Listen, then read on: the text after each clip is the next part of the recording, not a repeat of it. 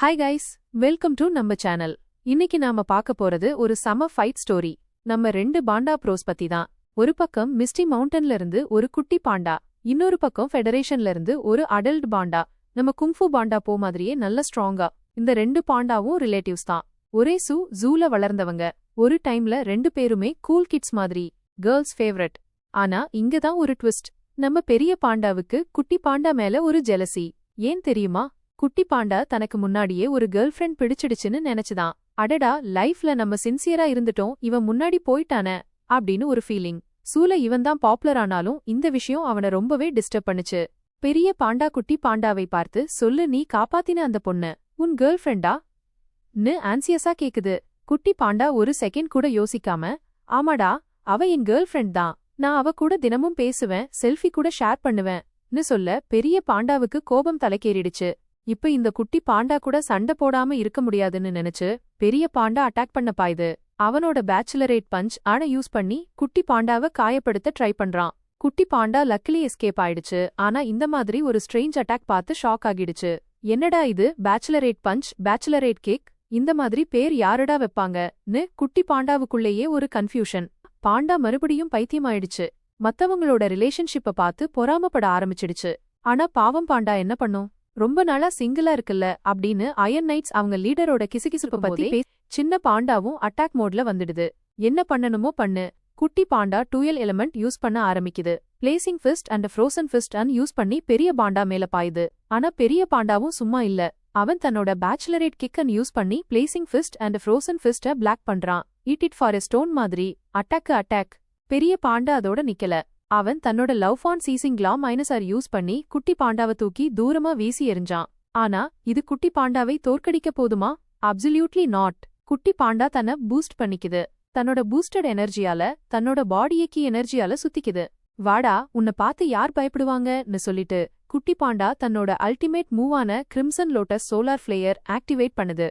சுத்தி ஒரே heat and ஒரு ஃபயரி ஸ்பியர் குட்டி பாண்டாவை சுத்திக்குது.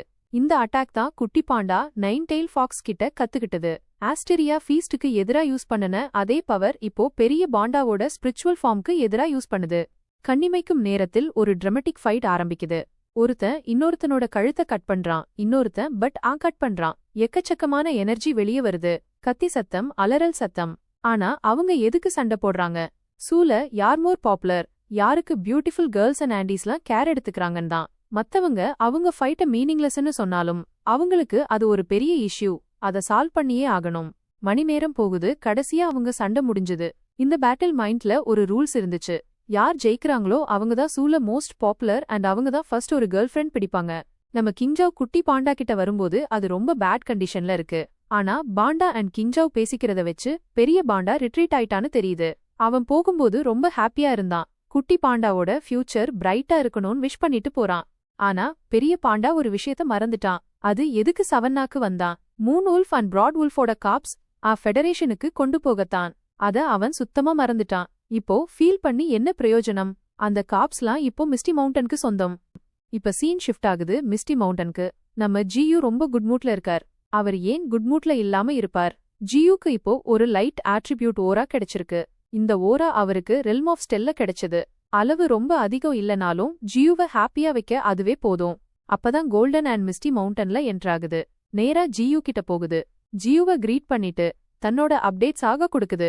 இந்த 3 வருஷத்துல கோல்டன் அண்ட் தன்னை ரொம்பவே இம்ப்ரூவ் பண்ணியிருந்துச்சு. அதுக்கு ப்ரூஃப் அவன் உடம்புல இருந்த காயங்கள். ஜியூ லைஃப் எசன்ஸ் மழைய பொழிஞ்சு கோல்டன் ஆண்டோட காயங்களை ஹீல் பண்றார். மாஸ்டர், இந்த முறை நான் தனியா வரல, நான் என் கூட சில கம்போனன்ட்ஸ் கூட்டிட்டு வந்திருக்கேன் அப்படின்னு கோல்டன் ஆண்ட் தன்னோட டிராகன்ஸ் -R ஜியூக்கு இன்ட்ரடியூஸ் பண்ணுது. ஜியூக்கு ஏற்கனவே சில அன்னோன் கிரீச்சர்ஸ் இருக்கிறது ஃபீல் ஆகி இருந்துச்சு. ஆனா அது கோல்டன் ஆண்டோட கம்போனன்ட்ஸ் -ஆக இருக்கும்னு அவருக்கு தெரியாது. கோல்டன் ஆண்டு கூட வந்த 3 டிராகன்ஸ் மைனிஷியல் லெவல் டிராகன்ஸ் தான். இப்போதைக்கு அவை அவ்வளோ பவர்ஃபுல் இல்ல. ஆனா ஜியூ கூட இருந்து மிஸ்டி மவுண்டன்ல ட்ரைன் ஆகி ஃபியூச்சர்ல ரொம்ப பவர்ஃபுல் ஆகலாம், ட்ரூ டிராகன்ஸ் ஆகலாம். ஜியூக்கு இந்த விஷயம் நல்லாவே புரிஞ்சது. டிராகன்ஸ் அண்ட் மிஸ்டி மவுண்டன்ல ஆட் பண்றதுனா மிஸ்டி மவுண்டனோட பவர் -ஐ இன்க்ரீஸ் பண்றதுதான். ஜியூ இதெல்லாம் பார்த்து ஹாப்பியா இருக்கும்போது பூல் டீமன் ஓடி வருது. அது தன்னோட அன்கான்ஷியஸ் நைன் டெயில் ஃபாக்ஸ தூக்கிட்டு வந்திருக்கு. மாஸ்டர், நைன் டெயில் ஃபாக்ஸுக்கு ஏதோ ஆகிடுச்சு. எல்டர் சிஸ்டர் ஏன் எழுந்திருக்க மாட்டேங்கிறாங்கன்னு தெரியலன்னு பூல் டீமன் பேனிக் ஆகி ஜியூ கிட்ட வருது. நைன் டெயில் ஃபாக்ஸ பார்த்ததும் ஜியூக்கு அது எவால்வ் ஆக போகுதுன்னு புரிஞ்சது. ஆனா அதோட பாடியில இப்போ ஒரு டிஃப்ரெண்ட் எனர்ஜி வந்திருக்கு. ஒருவேளை அதோட ப்ரெடிசர்ஸோட அதோட முன்னோர்கள் ஃபாக்ஸுக்குள்ள போகுது போல. அதனால ஜியூ பூல் டீமனுக்கு ஒரு அட்வைஸ் கொடுக்கறார். நைன் டெயில் ஃபாக்ஸன ஸ்பிரிச்சுவல் ஃபுல் மாஸ்டர்ல கொண்டு போங்கன்னு. சீன் ஷிஃப்ட் ஆகுது ஸ்மோக் சிட்டிக்கு. அங்க சாவ்ஜின் தனக்காக ஒரு அபார்ட்மெண்ட் எடுத்திருக்கா. அந்த அபார்ட்மெண்ட்ல அவ டைகர் மற்றும் அவளோட பிரதர் கூட இருக்கா. சாவ்ஜினோட பிரதரும் ஒயிட் டைகரும் நாள் முழுக்க கேம்ஸ் விளையாடிட்டு இருக்காங்க. கண்டினியூஸா எலக்ட்ரிக் பில்லை தீட்டே இருக்காங்க. இதனால ஒயிட் டைகரை சாவ்ஜின் நல்லா போட்டு அடிப்பா. ஆனா என்ன யூஸ்? அதோட மொட்டை மைண்ட்ல எதுவும் ஏறதே இல்ல. மத்தவங்கள மாதிரி இல்லாம கியன்கின் எப்பவும் அவளோட பாடிய கல்டிவேட் பண்றதுல பிஸியா இருந்தா. இப்போ கியன்கின் 3rd லெவல் ஆர்டருக்கு வந்துட்டா. அதனால அவளுக்கு மத்தவங்களோட பிளட்ட கண்ட்ரோல் பண்ண முடிஞ்சது அண்ட் அந்த பிளட்டை யூஸ் பண்ணி அவளையே ஹீல் பண்ணிக்கவும் முடிஞ்சது. அது மட்டும் இல்லாம அவளோட சீட்ஸ மத்தவங்களோட பாடியில ஜெடிக்க வச்சு எனிமீஸை டிஸ்ட்ராய் பண்ணவும் முடிஞ்சது. இவ்வளவு நியூ ஸ்கில்ஸ் கிடைச்சதும் இப்போ கியன்கின் மிஸ்டி மவுண்டன்ஸ்க்கு திரும்பி அவளோட மாஸ்டரை மீட் பண்ணி அவரிடம் கொஞ்சம் பிரைஸ் வாங்க வேண்டிய டைம் வந்துடுச்சு. சீன் ஸ்டார்ட் ஆகுது மிஸ்டி மவுண்டன்ல.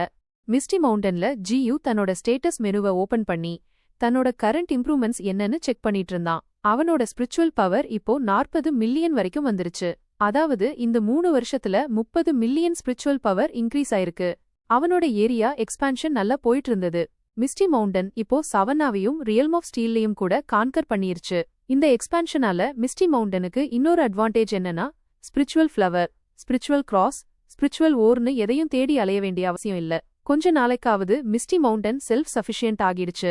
இப்போ மிஸ்டி மவுண்டன் எந்த கண்ட்ரியோட வேணும்னாலும் வார் டிக்ளேர் பண்ற அளவுக்கு பவர்ஃபுல் ஆயிடுச்சு. ஆனா டார்க்னஸ் கூட சண்டை போட அவங்க தயாரா இருக்காங்களான்னு ஒரு கேள்வி இன்னும் ஜியூவோட மைண்ட்ல இருந்தது. அவன் கேர்லெஸ்ஸா இருக்க முடியாது. தன்னோட எனிமிய கணக்கெடுக்காத மிஸ்டேக் பண்ண முடியாது. அவனும் அவனோட ஃபீஸ்ட்ஸும் இன்னும் ஸ்ட்ராங்கர் ஆகணும். வேர்ல்டோட பீக்குக்கு அவங்க எல்லாரும் ரீச் ஆகணும். அத ஜியூ கண்டிப்பா பண்ணுவான்.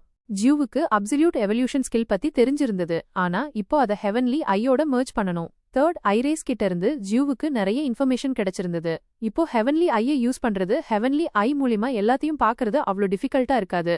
அந்த ஹெவன்லி ஐயை ஆக்சஸ் பண்றதுக்கு ஜியூ தன்னை டிரான்ஸ்ஃபார்ம் பண்ண ஆரம்பிச்சான். ஹெவன்லி ஐய தன்னோட மெர்ஜ் பண்ண ஆரம்பிச்சான். இந்த ப்ராசஸ் ரொம்பவே டிஃபிகல்ட்டா இருந்தது. டிரான்ஸ்ஃபார்மேஷன் அப்போ ஜியூ ரொம்ப சத்தமா கத்திட்டு இருந்தான். டிரான்ஸ்ஃபார்மேஷனுக்கு அப்புறம் ஜியூ நருடோவோட 10 டெயில் பீஸ்ட் மாதிரி ஒரு பீஸ்டா மாறியிருந்தான். அதுக்கு மேல அவனோட 3rd ஐயும் ஓபன் ஆயிருந்தது. அது அச்சு அசலா ரெனிகன் மாதிரியே இருந்தது. ஜியூவோட இந்த மாதிரி டிரான்ஸ்ஃபார்மேஷனை பார்த்து எல்லாரும் அதிர்ச்சியில உறைஞ்சு போயிட்டாங்க. எல்லா பீஸ்டுகளோட வாயும் பிளந்து போயிருந்தது. ஜியூ தன்னோட 3rd ஐய ஓபன் பண்றதுல, ரெனிகனை ஓபன் பண்றதுல தன்னோட ஹாஃப் ஸ்பிரிச்சுவல் எனர்ஜியை காலி பண்ணிட்டான். ஆனா 3rd ஐ ஓபன் பண்ணதுக்கு அப்புறம் அவன் பார்த்த காட்சி ரொம்பவே மேஜிக்கல்லா இருந்தது. காத்துல எல்லா இடத்துலயும் ஸ்பிரிச்சுவல் எனர்ஜி பறந்துட்டு இருந்தது. ஸ்பிரிச்சுவல் பார்ட்டிகிள்ஸ் எல்லா இடத்துலயும் இருந்தது. அதுக்கு முன்னாடி வெறும் கண்ணுக்கு ஜியூவுக்கு தெரியாதது. இப்போ தன்னோட 3rd ஐயால எல்லாமே கிளியரா தெரிஞ்சது. ஜியூ 3rd ஐய பத்தி இன்னும் நிறைய தெரிஞ்சுக்க விரும்பினா. அதனால அவன் தன்னோட நார்மல் ஸ்டேட்க்கு வந்தான். தன்னோட கான்ஷியஸ்னஸ ஒரு ரூட்டா டிரான்ஸ்ஃபார்ம் பண்ணி அத பத்தி படிச்சப்போ ஜியூ சர்ப்ரைஸ் ஆகிட்டான். தானும் ஒரு நாள் டைமென்ஷன்ஸை கண்ட்ரோல் பண்ண முடியும்னு ஜியூபோ ஒருபோதும் நினைச்சதில்ல. ஆனா இப்போதைக்கு அவனுக்கு எந்த டைமென்ஷனும் தெரியல. இப்போதைக்கு அது வெறும் 10 ஸ்கொயர் ஃபீட் ஏரியாவா இருந்தது. ஆனா பரவாயில்ல, ஜியூவோட ரியல்ம் ஒரு வேர்ல்டு மாதிரி பெருசாகி ஜியூ 7 வேர்ல்ட்ஸோட மாஸ்டர்னும் தி கிரேட் காட் ட்ரீனும் அழைக்கப்படுற காலம் சீக்கிரம் வரும். ஜியூ தன்னோட ஃபியூச்சர் பத்தி யோசிச்சுட்டு இருந்தப்போ 9 டெயில் ஃபாக்ஸ் அவன்கிட்ட வந்தது. அது பிரேக் த்ரூ பண்ணி 3rd டிரான்சன் ஆர்டரோட பீக்க ரீச் பண்ணியிருந்தது. 9 டெயில் ஃபாக்ஸும் தன்னோட மாஸ்டர் இப்போ ஹெவன்லி ஐய கிடைச்சதுல ரொம்பவே ஹாப்பியா இருந்தது. ஆனா ஜியூ அது சர்ப்ரைஸ் ஆகிடுச்சு. 9 டெயில் ஃபாக்ஸ், நீ ஸ்லோவா வளர்ந்துட்டு இருக்க. 3rd ஸ்பிரிச்சுவல் டைட் வரும்போது நீ 4th டிரான்சன் ஆர்டர்ல போய் இன்னும் பவர்ஃபுல்லா மாறுவ. நான் உன்கிட்ட இருந்து இதத்தான் எக்ஸ்பெக்ட் பண்றேன். ஆனா இப்போதைக்கு நீ எனக்கு ஒரு வேலை செய்யணும். என் மேல ஃபுல் ஃபோர்ஸ்ல அட்டாக் பண்ண. ஜுவாலித்த ஃபயர் நீ என் மேல லான்ச் பண்ணு ஜியூ 9 டெயில் ஃபாக்ஸுக்கு கமெண்ட் பண்ண ஆரம்பிச்சான். 9 டெயில் ஃபாக்ஸ் ரொம்பவே கன்ஃபியூஸ் ஆகியிருந்தது. தன்னோட மாஸ்டரை அட்டாக் பண்ண ஹெசிடேட் பண்ணுச்சு. ஆனா அதுவும் தன்னோட மாஸ்டரோட கமெண்ட்டை அக்செப்ட் பண்ணி இன்ஃபர்னோ பிளாஸ்ட்னால ஜியூவை அட்டாக் பண்ண ஆரம்பிச்சது. ஆனா எல்லாரையும் எரிச்சு சாம்பலாக்கக்கூடிய அந்த ஃபயர் ஜியூவோட முன்னாடி காயப்பாகிட்டு இருந்தது. யாரோ அந்த ஃபயரை நீங்களா இருந்தது மாதிரி. அப்படிதான் நடந்துட்டு இருந்தது. ஜியூ தன்னோட ரெனிகனை ஆக்டிவேட் பண்ணியிருந்தான். ரெனிகன் ஸ்கில்லால் அவன் ஃபயரி ரியல்மோட கேட்ட ஓபன் பண்ணியிருந்தான். கொஞ்ச நேரத்துக்கு முன்னாடி வெறும் 10 ஸ்கொயர் ஃபீட்டா இருந்த அந்த ரியல்ம் இப்போ ஜுவாலித்த ஃபயரை அப்சார்ப் பண்ணி எக்ஸ்பேண்ட் ஆகிடுச்சு. 3 ஸ்கொயர் மீட்டரா மாறிடுச்சு. ஜியூ இங்க ஒரு விஷயத்த புரிஞ்சுக்கிட்டான். அதாவது தன்னோட எலிமெண்ட்ஸை அப்சார்ப் பண்றது மூலமா ரியல்ம்ஸ் க்ரோ ஆக முடியும், ஆனா ஸ்லோவா. ஏன்னா ஒரு டைம்ல ஒரு ரியல்ம்க்கு ரொம்ப அதிகமா எலிமெண்ட்ஸ் கொடுத்தா அது உடையிற நிலைமைக்கு கூட வரலாம். ஜியு இதே எக்ஸ்பெரிமெண்ட்ட ரியல்ம் ஆஃப் லைஃப்லயும் பண்றான். அவன் வேலி ஆஃப் ஃப்ளவருக்கு போறான். வேலி ஆஃப் ஃப்ளவர் மிஸ்டி மவுண்டன்ல எல்லா விதமான ஸ்பிரிச்சுவல் ஹர்ப் ஸ்பிரிச்சுவல் ஃப்ளவர்ஸ் வளர்க்கப்படுற ஒரு இடம். வேலி ஆஃப் ஃப்ளவரை மெயின்டைன் பண்ணிட்டு இருந்தவங்க டிவைன் ஃப்ளவர் அண்ட் பட்டர்ஃப்ளை. அவங்களோட ஹார்ட் ஒர்க்னால வேலி ஆஃப் ஃப்ளவர்ல ஃப்ளோரா ஃப்ளோரிஷ் ஆயிட்டு இருந்தது. எந்த பீஸ்டுக்கு ஸ்பிரிச்சுவல் ஹர்ப் தேவையோ அது வேலி ஆஃப் ஃப்ளவருக்கு போய் தன்னோட நீட்ஸை ஃபுல்ஃபில் பண்ணிக்கும். ஆனா இன்னைக்கு அங்க ஏதோ அஜீப்பா நடந்தது. ஜியு அங்க போய் மொத்த வேலி ஆஃப் ஃப்ளவரோட லைஃபையே அப்சர்வ் பண்ணிட்டான். இதனால அவன் ரியல்ம் ஆஃப் லைஃப்ஸ 1000 ஸ்கொயர் மீட்டர் வரைக்கும் எக்ஸ்பேண்ட் பண்ணிட்டான். ஒரு பெரிய வில்லா கட்டுற அளவுக்கு அதை பண்ணிட்டான். ஆனா வேலி ஆஃப் ஃப்ளவரை பஞ்சர் ஆக்கிட்டான். தன்னோட வேலி ஆஃப் ஃப்ளவரோட இந்த நிலைய பார்த்து டிவைன் ஃப்ளவர் அண்ட் பட்டர்ஃப்ளை துக்கப்பட்டாங்க. ஆனா அவங்க என்னதான் பண்ண முடியும்? இப்போ ஒரே ஒரு வழிதான் இருந்தது. தன்னோட ஹார்ட் ஒர்க்னால மறுபடியும் வேலி ஆஃப் ஃப்ளவரை ஃப்ளோரிஷ் பண்றது. வேலி ஆஃப் ஃப்ளவர்ல மறுபடியும் ஃப்ளோராவை க்ரோ பண்றது. அப்போ ஜியு கிட்ட ஆர்டிக் ஸ்னோஃபியரோட லீடர் வந்தான். இந்த ஆர்டிக் ஸ்னோஃபியர் தான் நார்தர்ன் ஃபவுண்டரிஸை காட் பண்ற ஜிம்மா ஒப்படைக்கப்பட்ட ஆர்டிக் ஸ்னோஃபியர். அவ அங்க வந்தானா நார்தர்ன் ஃபவுண்டரிஸ்ல கண்டிப்பா ஏதோ நடந்திருக்கும். ஆர்டிக் ஸ்னோஃபியரோட பேச்சை கேட்டு ஜியு தன்னோட எல்லா பீஸ்ட்களையும் தன்கிட்ட சம்மன் பண்ணினான். ஒயிட் டைகர் அண்ட் கேன்கின் தவிர எல்லாரும் அங்க வந்திருந்தாங்க. எல்லா பீஸ்ட்களும் ஜியுவோட கால்க்கு ஆன்சர் பண்ணிருந்தாங்க. மிஸ்டி மவுண்டன்ல இப்போ ஒரு கான்ஃபரன்ஸ் மீட்டிங் நடந்துட்டு இருந்தது. என்னன்னா எல்லா சீக்கிங்கும் சேர்ந்து மொத்த சமுத்திரத்திலையும் அவங்க ராஜ்யத்தை பரப்ப ட்ரை பண்றாங்க. நம்ம அவங்களோட பிளான சக்சஸ் ஆக விடக்கூடாதுன்னு லாங்ஃபாங் பேசிக்கிட்டு இருந்தான். சீக்கிங்ஸோட வளர்ந்து வரும் மக்சூத்களை பார்த்து அவன் பயந்துட்டு இருந்தான். அதே நேரம் நைன்டெயில் ஃபாக்ஸ் லாங்ஃபாங்கோட கேள்விக்கே கேள்வி எழுப்பியது. இது ரொம்பவே நல்ல விஷயம். நம்ம சீக்கிங்ஸ ஸ்டாப் பண்ணணும்னு நினைக்கிறோம். ஆனா நம்ம அவங்கள எப்படி ஸ்டாப் பண்ணுவோம்னு நைன்டெயில் ஃபாக்ஸ் தன்னோட கொஸ்டினை வெளிப்படுத்தியது. நைன்டெயில் ஃபாக்ஸ் கரெக்டா சொல்றா. நம்ம எல்லா சீக்கிங்ஸ் பத்தியும் சமுத்திரத்துல இருக்கிற எல்லா பீஸ்ட்ஸ் பத்தியும் அவ்வளவா தெரியாது.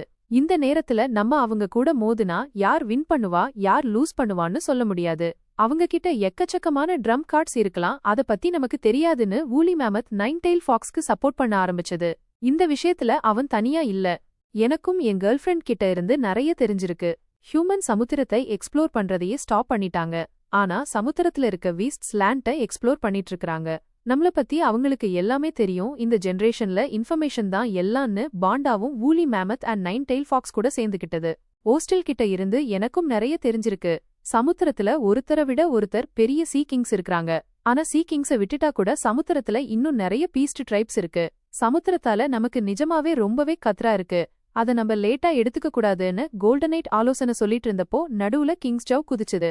மாஸ்டர் சி பீஸ்ட்ஸ் லேண்ட்ல கண்டிப்பா அட்டாக் பண்ணிருக்காங்க. ஆனா மிஸ்டி மவுண்டனுக்கு அவங்க பெருசா டேமேஜ் பண்ணல.